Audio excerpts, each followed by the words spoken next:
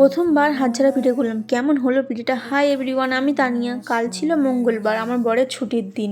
বর তো গেছিলো সকাল সকাল বাজারে, কত রকম মাছ কিনে এনেছে দেখো না। আর এই গরুর মাংসটা আমি বাপের বাড়ি দিয়েই কিনে এনেছিলাম। আমার শ্বশুরমশাইয়ের আবদার গরুর মাংস দিয়ে চালের আটা রুটি খাবে, যেই বলা সেই কাজ। কাল করেছিলাম গরুর মাংস কষা আর বেগুন ভর্তা, এক বেলার মতনই রান্না করেছিলাম। আর আমার বরকে বলেছি দেখো না, শুকনো লঙ্কা কিনে আনবে, ঘরে লঙ্কার গুঁড়ো করবো। ও 1 কিলো নিয়ে চলে এসেছে। ভাবতে পারো 1 কিলো লঙ্কা কতটা হবে বলো তো।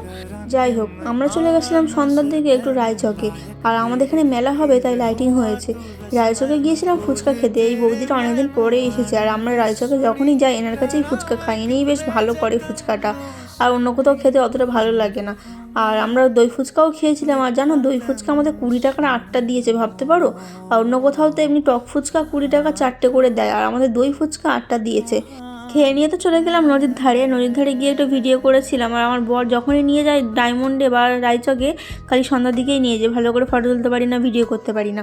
যাই হোক, এদিকে তো চলে আসলাম বাড়িতে এসে চালের গুঁড়োটা চেলে নিয়ে আর শুরু করে দিয়েছিলাম আমার কাজ।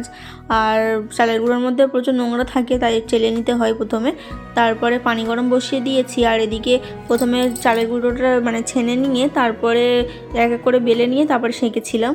আর এদিকে রুটিগুলো ভালো হয়েছিল, কিন্তু একটু ট্যাঁড়া ব্যাকা হয়েছে। চালের আটা রুটি এমনিতেও গোল হয় না, ফাটাফাটাই হয়।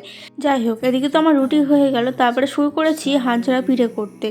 আর এদিকে তো অল্প করে আমি গুলেছিলাম, অনেকটাই চালের গুঁড়ো ছিল, কিন্তু অল্প করে গুলেছি। বেকার বেশি করে গুলে তো লাভ নেই, কেমন হবে না হবে, প্রথমবার করছি যেহেতু, তাই অল্প করেই গুলেছিলাম। বেশ ভালোই হচ্ছিল, কিন্তু আমার রান্নাঘর পুরো নোংরা হয়ে গেছিলো। চারিদিকে চালের গুঁড়ো ছিটে ছিটে ভর্তি হয়ে গেছিলো।